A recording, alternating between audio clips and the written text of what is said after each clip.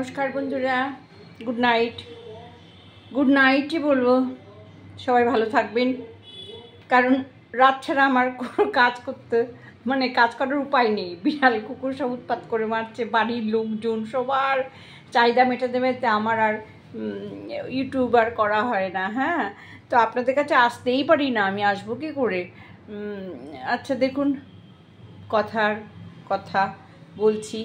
আমি যে দুপুরবেলা আমি যে চপের তরকারিটা করেছিলাম, ওই তরকারি দিয়ে দেখুন আমি এগুলো ভেজিটেবল বলস তৈরি করছি। হ্যাঁ, এই যে ঠিক এরকম করে ছোট ছোট করে গোল গোল করে বল করে নিচ্ছে। হ্যাঁ, এরকম করে বল করে নিচ্ছে। হ্যাঁ, আর এইটা দিয়ে আবার ভেজিটেবল চপের আকারেও আবার করে নিচ্ছি।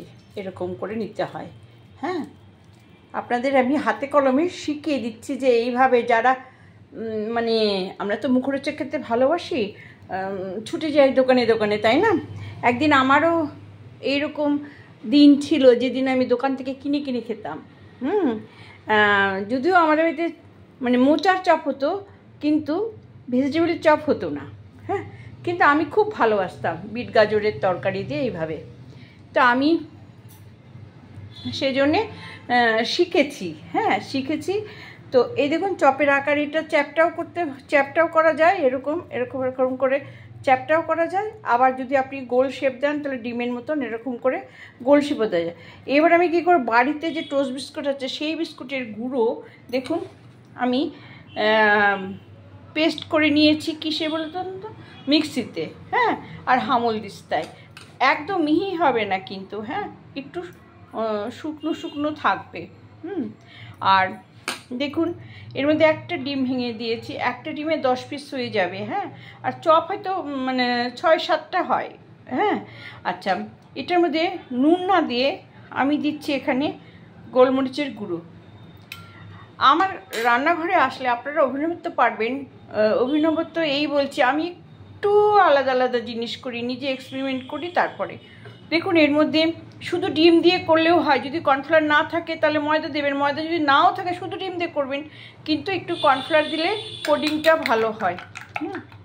খুব সুন্দর কোডিংটা হয় আর শক্ত হয় খুব। হ্যাঁ, আচ্ছা, দুবার করে কোট দিতে হবে কিন্তু। হ্যাঁ, একবার এই যে গুঁড়ো, আমি দেখুন দুটো বাটিতে গুঁড়ো রেখেছি। একটা বাটিতে এই যে ছোট বলগুলো আছে, এই বলগুলো এইভাবে এইভাবে এইভাবে এইভাবে সব করে নিতে হবে। হ্যাঁ, এইভাবে সব করে নিতে হবে। হ্যাঁ, গোল গোল করে নিতে হবে। এমনকি চপটাও তাই। এই তো আমি আপনাদের দেখাচ্ছি এইভাবে।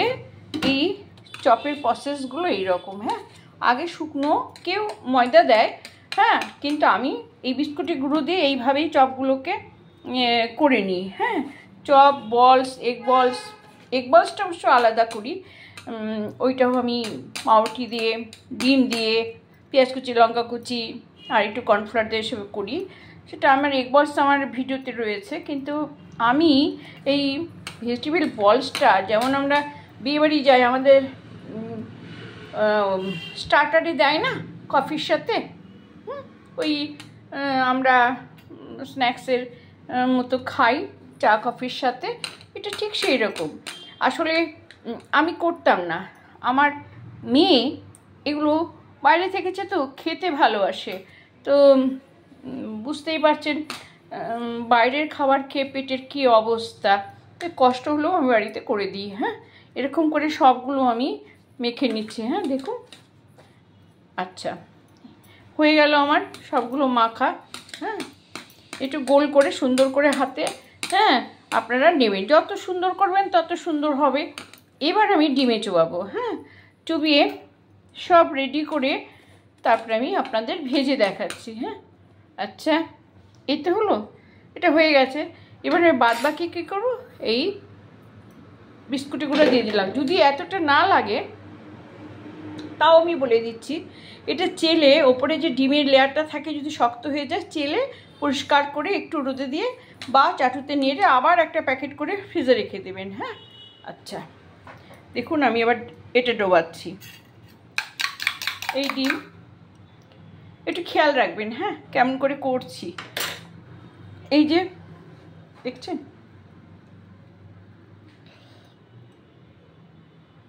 এই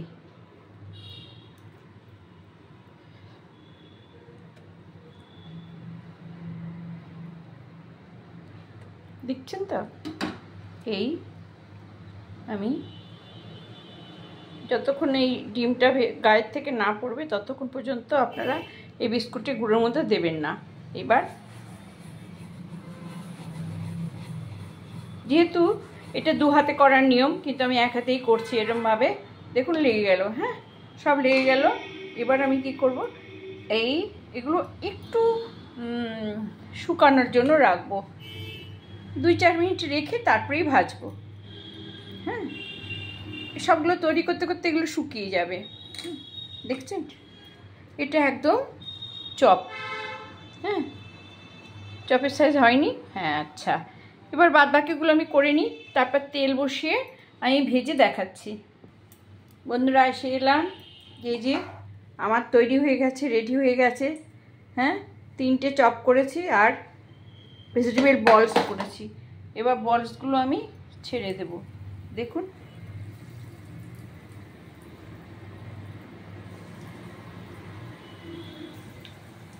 বলসগুলো আমি ছেড়ে দেব, হ্যাঁ।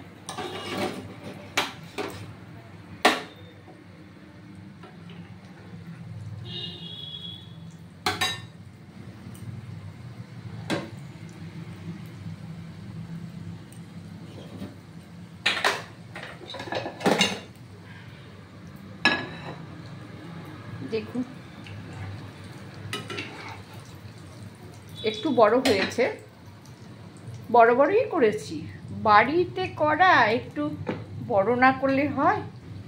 আর এটা সবসময় ডুবো তেলে ভাজতে হবে, তেলটা খুব গরম করে নিতে হবে, একদম ধোঁয়াটা গরম না, গরম করে নিতে হবে মোটামুটি। তারপরে মাঝারি আছে আস্তে আস্তে ভাজতে হবে, ব্রাউন কালার করে, একদম ব্রাউন কালার হয়ে যাবে। হ্যাঁ, ঘুরিয়ে ফিরিয়ে এরকমভাবে ব্রাউন কালার হয়ে যাবে। হ্যাঁ,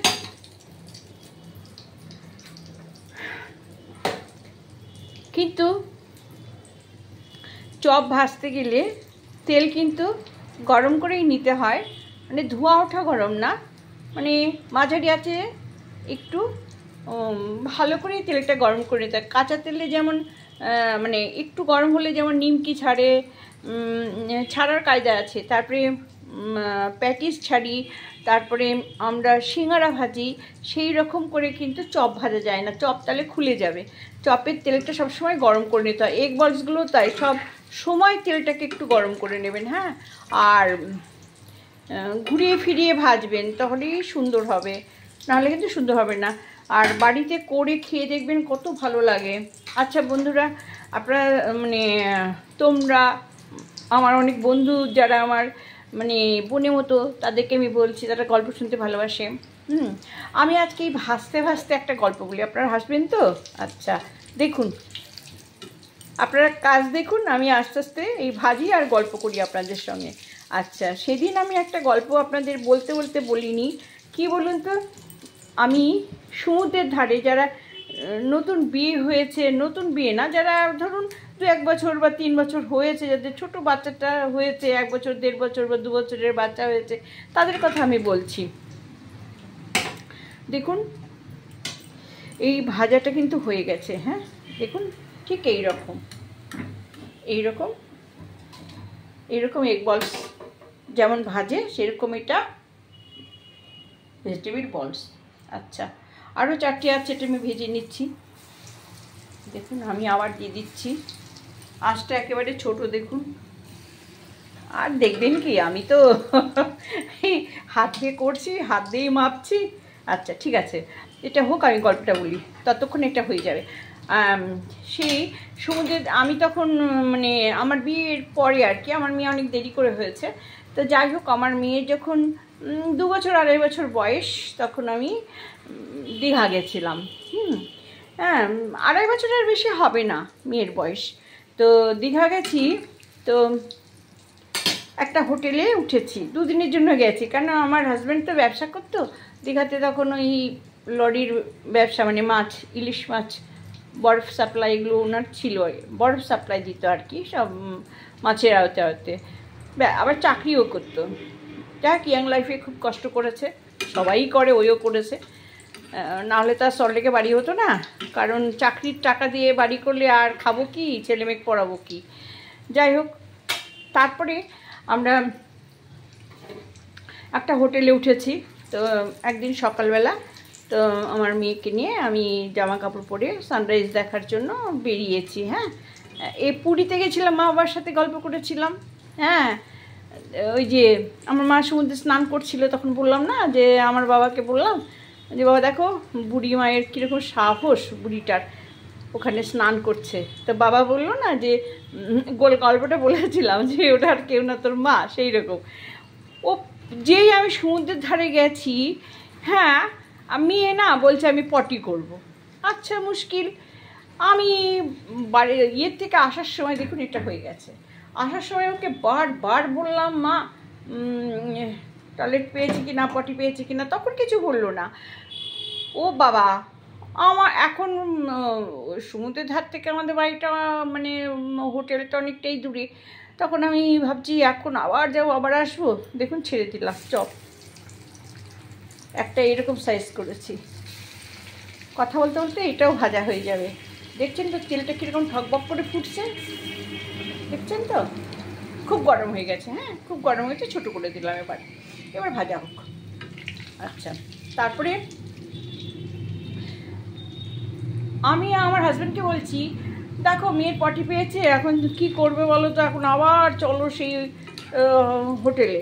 তখন আমার বর না কোনো কথা শুনছে না, গিয়ে কী করছে, ওই যেখানে সমুদ্রের জলটা আসে, ওখানে একটা দীঘাতে আপনারা যদি কেউ গিয়ে থাকেন দেখবেন তো যে ওখানে ভীষণ বোল্ডার পাতা, পুরীর সমুদ্রের মতো না।